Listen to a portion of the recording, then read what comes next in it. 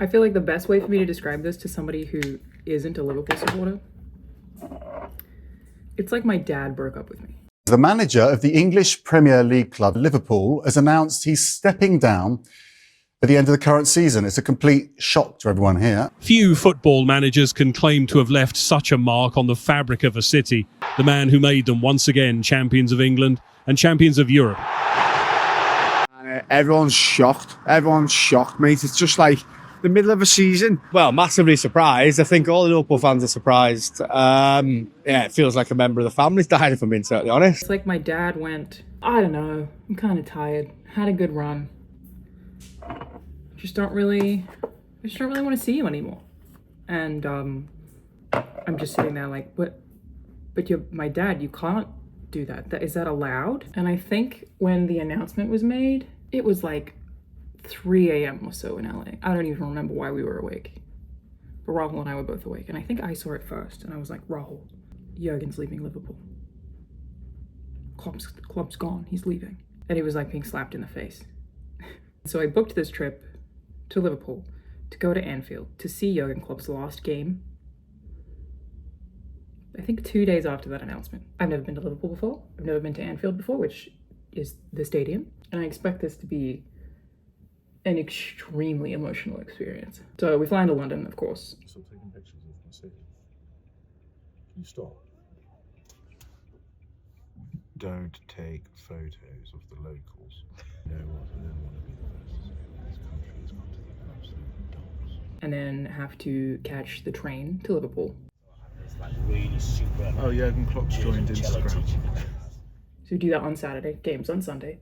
And the minute that you get to Liverpool, it's just full of pictures of Klopp. It's like the whole city is having a funeral. And there's something really nice about coming from the US. I feel like it's really rare to see somebody wearing a Liverpool shirt, but here it's everybody. There's face wash ads using Liverpool players. Like, imagine that. I love it. And look, my family is English. I have Liverpool supporters in my family. But there's something about coming here that because everybody has this shared and very intense passion that you have, it feels a bit like coming home. Rahul, where are we right now? Liverpool. Where are we going? Liverpool store. Rahul, are you currently just getting the same pants you're already wearing, but in black? No. Shut up. Okay, so we immediately went to the Liverpool store, which together we own a lot of Liverpool merch. I don't know how many kits I have at this point, maybe like 10. It's all Rahul wears, but I wanted to buy stuff in Liverpool. So I got this scarf. I do already have one, but this one on one side it says Jurgen is a red, and on the other side it says you'll never walk alone. I like the other Liverpool scarf that I have, but I like that one says Jurgen is a red because it's like not going to be sold again after tomorrow.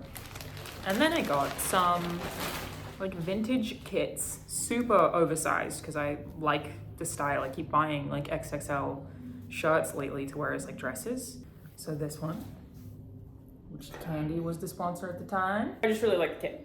I think it'd look really cute with like a pair of shorts or something. And this one, also vintage. This one is from 1984 Rome. It's older, yeah. A little bit older. I couldn't decide between the two. Rahul convinced me to buy both. Also just cute, sort of giant retro kit. Rahul, what have you got for the class? Paradise down to Turkey. Standard hoodie. Yep. You know. Yeah. Just like that. I think that's the chabbiest thing I've ever seen. Yeah.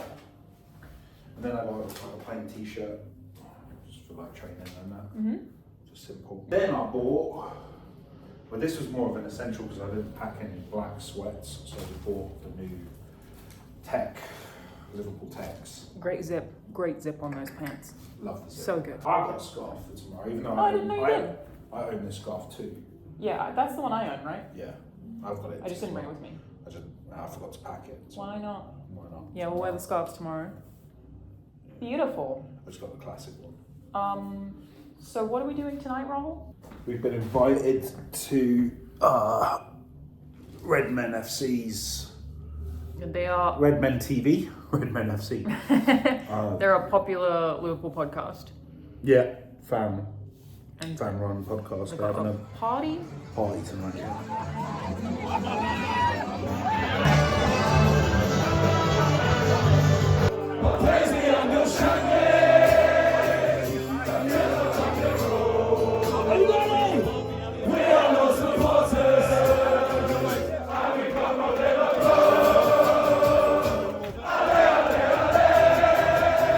At the end of a storm,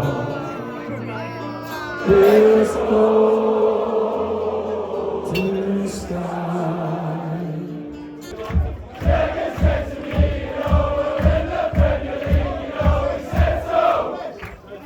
I feel like a lot of people know Liverpool as a city because of the Beatles. And I will say, outside of like just seeing Klopp's face everywhere and getting very sad, it's a beautiful city. The city is gorgeous. I love it here. It's buildings, isn't it?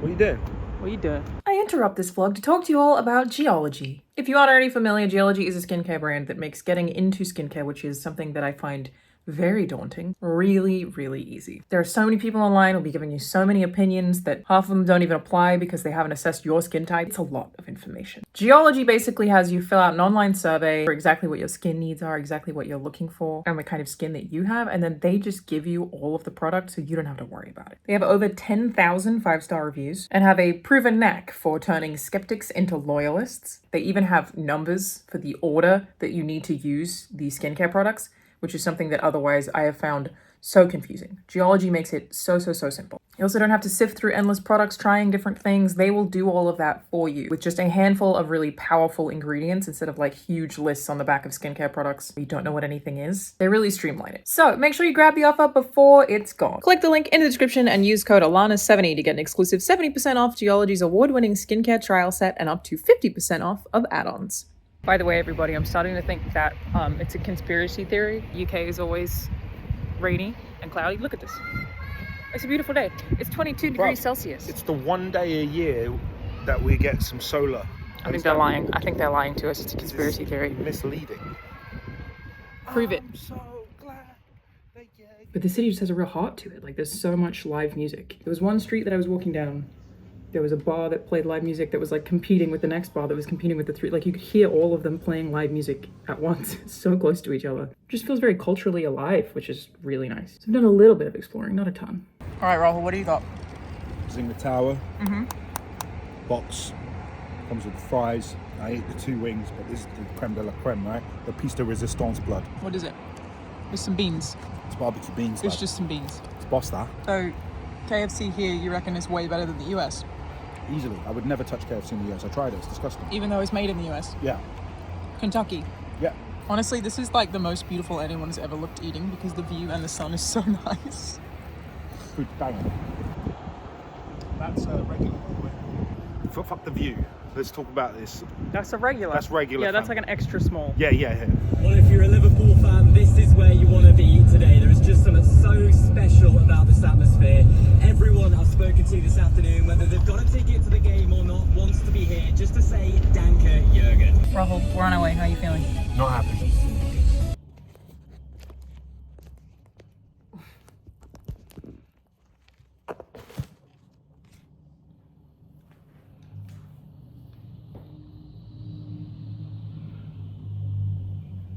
I don't remember the last time I was this tired. At 10:30 p.m. Went to Anfield today. Got as close to the stadium as possible, just in an Uber.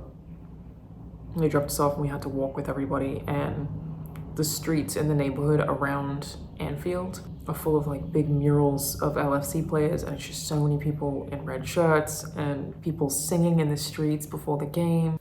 So we get to Anfield. Our section was L5. It's one of the main stand sections, like right behind Jurgen Klopp, and I didn't film too much there today because I'm really bad at vlogging, in part because speaking on camera in public makes me so uncomfortable, but mostly because, especially for stuff like this, I just want to enjoy it and I don't want to be on my phone too much. So that's why I don't have any footage of me at Anfield. I was just there soaking it in. I cried a lot. I teared up like every 2 seconds. Watched the players warm up on the pitch, which, you know, is cool because it's something that I've seen on TV just however many times now, a lot. And I smiled so much seeing Mo, who was my favorite player. And then the game starts, or just before the game starts, hearing Anfield singing You'll Never Walk Alone, as they do every game, was the first time that I cried. It's like a religious experience. Just hearing that many voices sing what I think is a very beautiful song. I'm tearing up again now talking about it. Felt like the stadium had like a pulse or a heartbeat, because that whole game was full of singing. There were some bits in between. Liverpool scored twice. I'm really glad that the team won. I was there to see Klopp say goodbye regardless, so like if they lost, you know, it would have been okay, but I'm obviously very glad that they won. The really funny thing about sitting on those side stands is they have what's called the Kop on one side, and there are more supporters on another side, and there's an echo between them, so they're not in time with each other. So when you're in the middle, you can catch like bits of songs slightly out of sync because of how far the voices from one side have to travel to the other side of the stadium. So being in the middle of those two sides has like a slight delay. So the songs are like kind of fractioned, which is really interesting. But sometimes they were singing completely different things because they're, you know, a whole pitch apart.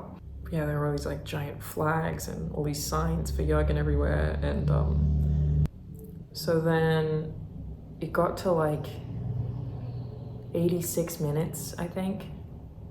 Something like that, 87 maybe. And they start singing the Jurgen Klopp song. And they did not stop singing that song. Me too, right? I also was singing the song for 7 minutes straight, I'm pretty sure it was. 7 straight minutes of that song, which is like, it's a chorus. It's not many lines. But like when the game was coming to an end, everyone just sang that on repeat until the whistle blew and then kept singing it. Man, what just must, I can't even imagine how you must feel to have that much impact on a city, you know? But yeah, I'm just so struck by like the way that the songs came out. Someone in the crowd is just choosing to sing them randomly. Like they kept singing the Bobby song, which is a really good song, Bobby Firmino. Bobby left. He's not even a player anymore, but they kept singing the Bobby song. But like, it's just someone in the crowd has just picked that song, and then everyone else is like, okay, and then it just like blows up and you just hear it slowly cross the stadium and pick up. Like I said, it really feels like it has a heartbeat there. It was really, really cool. And then yeah, spent, you know, 20 minutes maybe walking away from the stadium, got in an Uber, got some food, having a cup of tea before bed. When Jurgen was giving his final speech as he was leaving, yeah, I was crying like the whole time.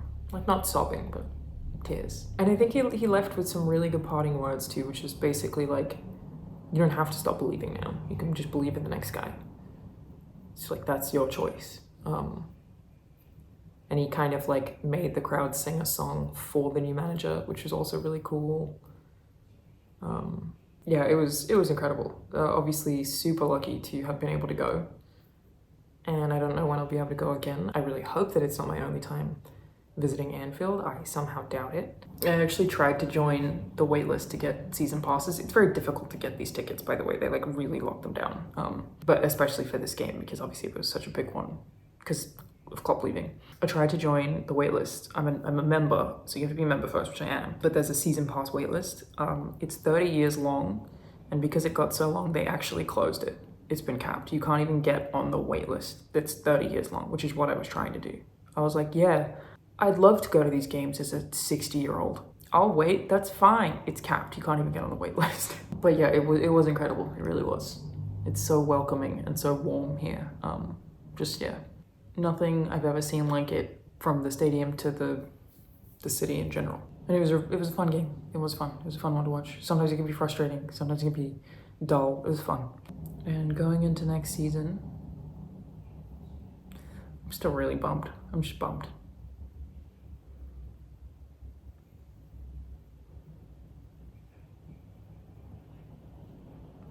It's like when your friends moved away. Like, for everything he said and how fun the day was and how good I think the goodbye was. It's like someone you loved still left. There's nothing I don't like about that man. Obviously it doesn't change anything, you know, we keep watching. We hope that the new manager will do a good job. It's a huge bummer. I mean, at the end of the day,